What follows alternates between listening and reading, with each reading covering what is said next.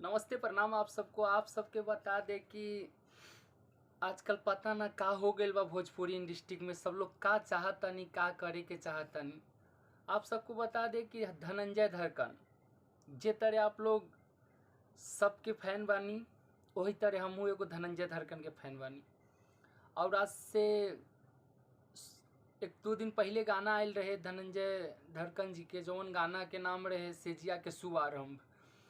वो गाना के मतलब हम खुद का कहीं कि हम ग्लोबल म्यूजिक जंक्शन के हम सब्सक्राइबर बानी, लेकिन फिर भी वो गाना हमरा ऊपर सोना कैलस।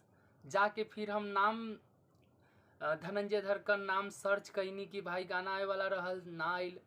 फिर जाके हम वो गाना के सर्च कैनी तो देखनी गाना आ गई रहल। फिर गाना सुननी तो समझ में ही ना आयल कि भाई वो चैनल के हम सब्सक्राइबर बानी। तब वो गाना हमरा ऊपर शो ना कैलस, जे कि गाना शो करे के चाहिए। हम वो चैनल के सब्सक्राइबर बानी भैया। वो कुछ ऐसा कर दिहल गई रहे, आप सब के बता दी कि वो गाना पर बहुत ज़्यादा रिपोर्ट मार दिहल गई रहे। ना तो गाना ऐसे ना होखेला, रिपोर्ट मार दिहल गई रहे, ऐसे गाना वो शो ना कैलस। और उतना व्यूज़ भी अभी ना आइल है, जे कि अच्छा ना है। एमे बहुत कोई कंपनी वाला के भी हाथ बा। ऐसन बा कि कंपनी वाला लोग चाहतरन कि अब धनंजय धड़कन के गाना ना चले। कुछ राइटर भी बारन, उनका नाम ना लिहल चाहब हम, लेकिन हाँ आप सबसे यह कहम कि भाई आप लोग ऐसा मत करी। आप सब देख सकतानी कि आज अगर धनंजय धड़कन कहाँ रहते आ कहाँ बानी, चली कहाँ बानी ओकर तो खैर अफसोस नहीं के, काहे कि अब करिहन तो हो जाइहन।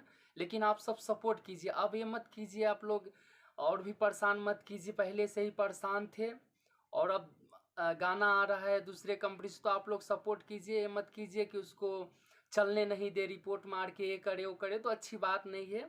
बस आप लोग से इतना ही कहना चाहूँगा। कुछ कंपनी वाले हैं, कुछ राइटर लोग हैं, पता नहीं भाई लोग को क्या प्रॉब्लम है यार धनंजय धड़कन से।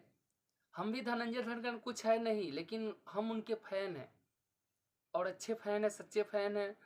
सब लोग का फैन है हम, लेकिन धनंजय धड़कन का भी साथ में फैन है। तो हमें ये चीज़ बुरा लगा, इसके लिए हम आप सबसे ये चीज़ आके बताए हैं। बस इतना ही चाहेंगे आप लोगों को कि मतलब आप लोग ऐसा मत कीजिए, कोई भी किसी के साथ अच्छा बात है नहीं। चलिए बस इतना ही आज के लिए, फिर मिलते हैं अगला रिपोर्ट में। Thank you.